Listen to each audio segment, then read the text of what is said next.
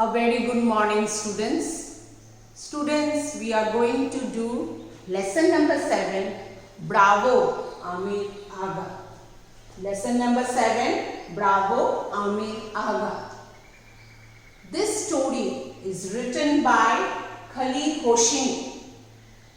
And the name of the book, it's a very famous book. The name of the book is The Kite Runner. The Kite Runner. This story which you are going to study in chapter number 7, Bravo Amir Agha, is an extract from the book The Kite Runner. Extract, you understand, children? It is taken apart. It's a big novel written by Khalid Hosseini, and this extract which we are going to study, I'll just give you a brief, the background of the story. This story is about a family who lives in Afghanistan, and they live in Kabul. As you know, Kabul is the capital of Afghanistan. This story is about Amir and his Baba. Amir is a young Afghan boy. Afghan means the people living in Afghanistan are called Afghans. Like the people of India are called Indians, the people of Afghanistan is known as Afghans. So he is a young Afghan boy who lives in Kabul, and his Baba, Baba means his father, he calls his father Baba. His father is a rich businessman, and he had a servant, and the servant's son is Hassan. Hassan is Amir's father's servant's son. Now the servant and Hassan, they also live in that same house. Both the boys, they are actually boys, we cannot call them small children. Both these boys have lost their mother, they don't have mother. Amir's mother died when he was very small or a baby, and Hassan's mother also went away. So these children, they live with their fathers in that house, and this story where we are going to read about Bravo Amir Agha is a story just seen when they are having a local kite tournament. A local kite tournament, like in Gujarat, you are all aware of it, that we have a kite festival in the Uttarayan, and that is a very big festival where people even from all over the world, they come and they fly kites. Even we go to the terraces and fly kites, and some of you children may be knowing how to fly kites. I know you know it, and it's a, like any other outdoor game, it's a nice enjoying sports where people fly kites in the sky with a string, and others have to, it's like if it is a competition, then you have to cut the kites of other competitors, and the one who survives with the kite is the winner. Children, this story, the Kite Runner, is written at a time when Afghanistan is going through a turmoil. Turmoil means a disturbing situation when they are actually, these things you will study in the higher classes, that Afghanistan was supported by Russia at that time, and then Russia had a disturbing thing, and then America intervened, USA, and there was a war going on, internal war, and at that time you have this story. Okay, and this story, you just know that this story is written at a time when they were facing a turmoil or a disturbing political problem, And later on in this story which we are going to read in this chapter is not written any political issue, but later on this army, due to this political issue, they had to run away from their country and they go to some other country to settle down.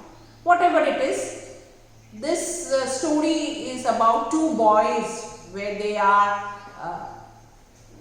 having a competition, and there are different colors of kites, blue, yellow, pink, red and all this, and they are enjoying the thing that this kite, they are cutting each other, and he is inspiring actually. Hassan is inspiring Amir that he can cut, and it's not an easy one, because when you pull the strings are, as you know, they are the strings are polished with glass, and so it is very sharp. It was there were cuts in his fingers and it was bleeding. Still he was going on and he was enjoying. Actually, both the boys were enjoying. They could see that their kite was there and they were cutting other kites, and in this way it continued.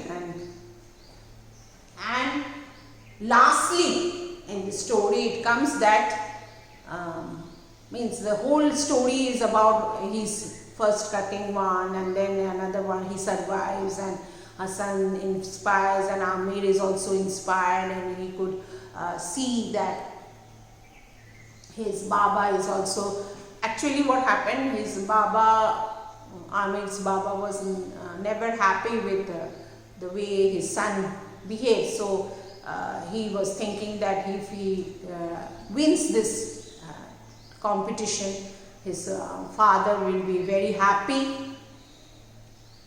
And so in this way they go on, they continue, and one after another, and lastly their kite is the only one which survives, and they were able to cut all other kites of different colors in the sky, and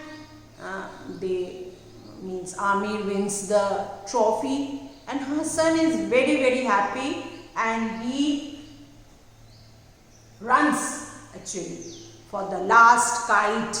You know, it's a pride, children. When you cut somebody's kite, you go and run and take that kite. You know, those who fly kites or take part in this festival of Uttarayan, kite flying festival, or any time you have a local competition amongst your friends. So if you cut somebody's kite and you go and pick it up, and that is your like a trophy you have won. So the last kite which was giving him the great fight, and he was able to cut the kite, and he was very proud. And Hassan runs and brings the last kite, and he says, "Bravo, Amir Aga, bravo." You know, bravo word is actually an interjection to show that somebody has achieved something or he has done something. And actually in that story he says that for you 1,000 times over. So Hassan gives the kite to him, to Amir, and says that for you 1,000 times over. So means for you I can do anything, because he likes Amir, and he wants to serve him, and he was very, very happy when he was able to achieve this trophy, and he was able to be, he became the winner. Okay, so this is all about the story. You can see, children, that this picture is in your book. You can see that how Hassan is so happy, and he has taken Amir. He has actually lifted Amir in his arms, and he was showing his hands. As when you are a winner, you have seen people, the players, when they win a game or match or something like this. Even you are also excited when you win something, and you this. So there are a lot of things like how they put their string down and up, and maneuvers and gladiators, and he says kill, kill, kill. Here kill, kill, kill is actually gladiators, my children. I had told you before also. In the olden days, the Romans, actually when Italy I am talking about, the Roman Empire, the king was ruling Rome, the capital of Italy, and the kings used to sit.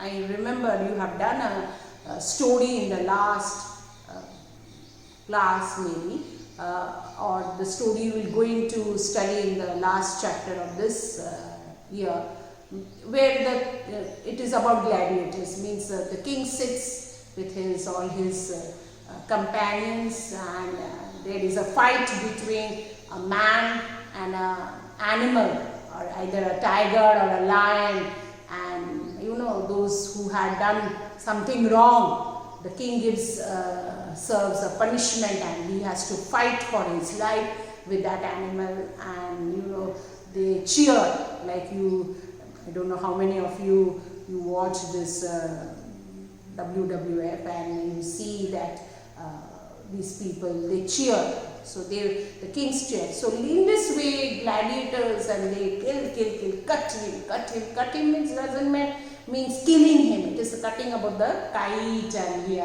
they are talking about as the Romans. So you can see how they are think, and this is a picture where in the terrace, all the people fly kites. This is a very common sight in our area also during Uttarayan. And lastly, Amir was able to cut the blue kite, and he became the winner.